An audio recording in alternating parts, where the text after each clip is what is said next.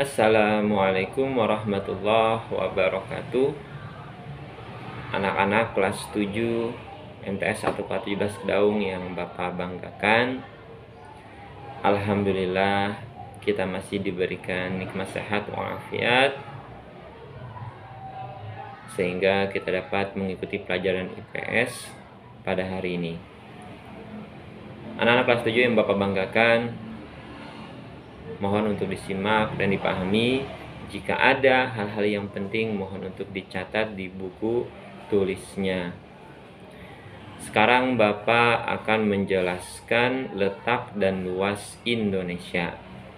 Untuk memahami sebuah peta, biasanya kita perlu melihat peta. Di dalam peta terdapat beberapa komponen-komponen yang menjelaskan tentang peta tersebut. Berikut cara kita memahami lokasi melalui peta. Yang pertama, memahami lokasi melalui peta.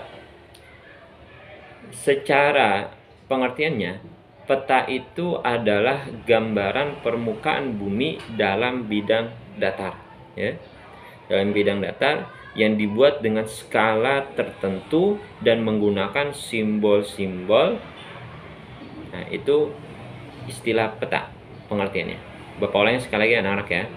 Peta itu adalah gambaran permukaan bumi pada bidang datar yang dibuat dengan skala tertentu dengan menggunakan simbol-simbol. Gambaran pada peta merupakan gambaran permukaan bumi dilihat dari atas. Ya, jadi peta itu gambaran permukaan bumi, ya. Keseluruhan permukaan bumi itu bisa dilihat di dalam peta. Kalau sekarang kan sudah zamannya digital, sudah ada yang namanya Google Map, ya, itu kita sudah melihat seluruh dunia itu letaknya, ya, di mana aja itu kita sudah melihat. Nah, peta dibuat berdasarkan data pengukuran di lapangan, ya. Jadi bukan mengada-ada atau mengkira-kirakan. Melalui foto di udara dan juga citra satelit. Nah, kalau ada orang yang ahli dalam membuat peta, itu namanya kartografer. Kamu nih misalkan senang dengan berkaitan dengan peta dan bahkan kamu bisa membuat peta, itu namanya kartografer. Sedangkan ilmunya yang mempelajari tentang peta itu namanya kartografi. Kartografi, ilmu yang mempelajari tentang peta disebut dengan kartografi. Kemudian peta terdiri beberapa komponen. Yang pertama ada yang namanya judul peta, anak-anak. Yang kedua ada yang namanya skala peta. Yang ketiga ada namanya garis lintang dan garis bujur. Yang keempat adanya petunjuk arah atau tanda orientasi atau arah mata angin. Kemudian selanjutnya yang kelima yaitu ada simbol. Yang keenam ada namanya legenda. Yang ketujuh ada namanya insert. Kemudian yang kedelapan ada namanya sumber peta dan tahun pembuatan. Selanjutnya ada namanya warna peta. Itu beberapa komponen-komponen peta yang harus kita ingat, ya, karena itu penting anak-anak. Jadi tolong dicatat yang tadi Bapak sebutkan. Yang pertama kita akan bahas tentang judul peta. Judul peta itu adalah judul atau isi suatu peta. Misalkan peta Indonesia, peta Asia Tenggara, peta DKI Jakarta. Nah, itu namanya judul, agar kita bisa tahu kalau peta itu adalah peta Indonesia karena ada judulnya peta Indonesia. Jadi harus ada isinya, harus ada judul dalam suatu peta agar kita bisa melihat bahwasanya itu adalah ya peta Indonesia karena ada judulnya, anak-anak. Ya. Selanjutnya adalah skala. Skala itu adalah perbandingan antara jarak di peta dengan jarak sesungguhnya yang ada di lapangan, ya. Sudah pasti berbeda, anak-anak, ya. Tidak mungkin kita menggambar peta sesuai jarak yang sesungguhnya di lapangan. Sangat lebar sekali nanti kita gambarnya. makanya ada namanya skala untuk memperbandingkan ya jarak yang di lapangan dengan jarak yang ada di peta. Artinya di peta ini diperkecil lagi ya, diperkecil lagi untuk luas wilayahnya atau jaraknya diperkecil, beda dengan yang ada di lapangan. Kemudian selanjutnya ya, selanjutnya yaitu garis lintang dan garis bujur. Nah, ini digunakan untuk mengetahui letak absolut suatu lokasi pada peta.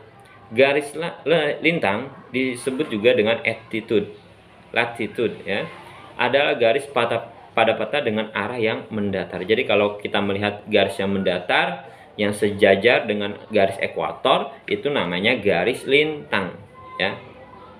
Kalian bisa lihat di halaman 7. Itu garis lintang anak-anak, garis yang mendatar yang sejajar dengan garis ekuator. Sedangkan garis bujur atau longitudinal adalah garis pada peta yang menghubungkan antara kutub utara, nah ini, dengan kutub selatan.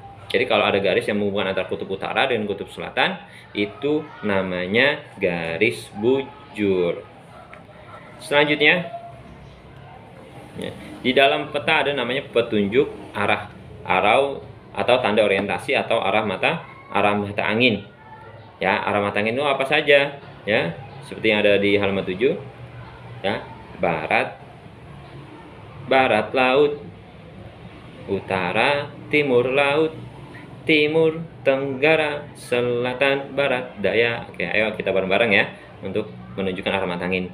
Barat laut, utara, timur laut, timur, tenggara, selatan, barat, daya. Nah, itu arah mata angin. Selanjutnya di dalam peta itu ada namanya simbol. Simbol itu apa? Yaitu tanda yang digunakan untuk menggambarkan objek atau ketampakan di permukaan bumi pada peta. Simbol dibedakan juga menjadi ada simbol titik, garis, dan bidang atau area. Dan simbol titik biasanya ini mewakili objek seperti ibu kota, pelabuhan, bandara, dan gunung. Ada juga simbol garis yang mewakili seperti objek jalan, sungai, dan batas wilayah. Itu kalau ada di peta ada simbol-simbol garis, berarti dia berkaitan kepada jalan, sungai, atau batas wilayah. Kalau untuk simbol titik biasanya ini ada menggambarkan ibu kota, pelabuhan, bandara, dan sebagainya. Selanjutnya di dalam peta ada yang namanya legenda. Legenda itu apa? Legenda itu adalah keterangan dari simbol-simbol yang digunakan pada peta. Jadi nanti di peta itu ada keterangan yang menunjukkan simbol itu artinya apa sih. Misalkan ada simbol segitiga.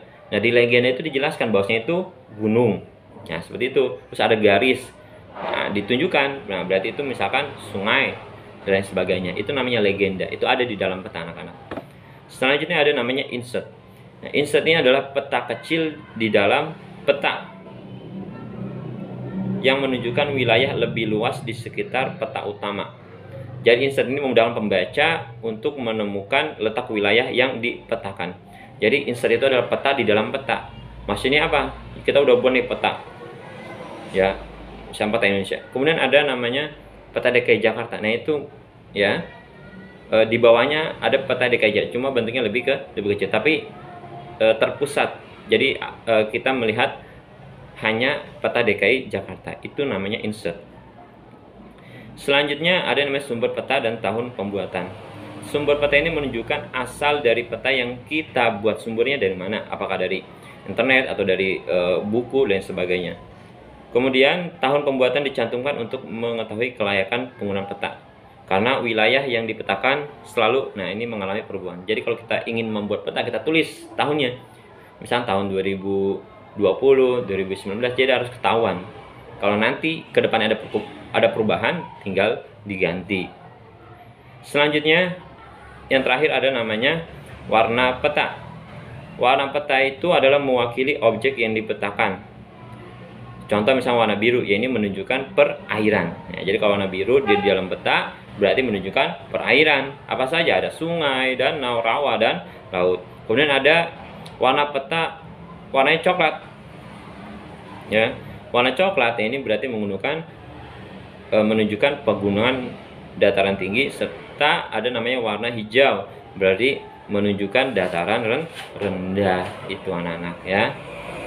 Mungkin itu saja penjelasan dari Bapak berkaitan kepada komponen-komponen peta ya. Jangan lupa untuk ditulis ya, dirangkum apa yang sudah Bapak sampaikan ya. Dan ditulis saja di buku ya, tidak usah dikumpulkan ke WA Bapak ya. Dicatat aja dulu. Nanti kalau ada instruksi dari Bapak untuk mengumpulkan rangkuman yang sudah Bapak jelaskan, nanti Bapak kabarin lagi. Sementara kamu tulis di buku catatan kamu masing-masing ya. Ya, mungkin itu aja yang dapat Bapak sampaikan. Semangat belajar, semangat beribadah, semangat meraih cita-cita ya. Jangan lupa untuk absen ya. Kurang lebihnya Bapak mohon maaf. Bapak akhiri. Assalamualaikum warahmatullahi wabarakatuh.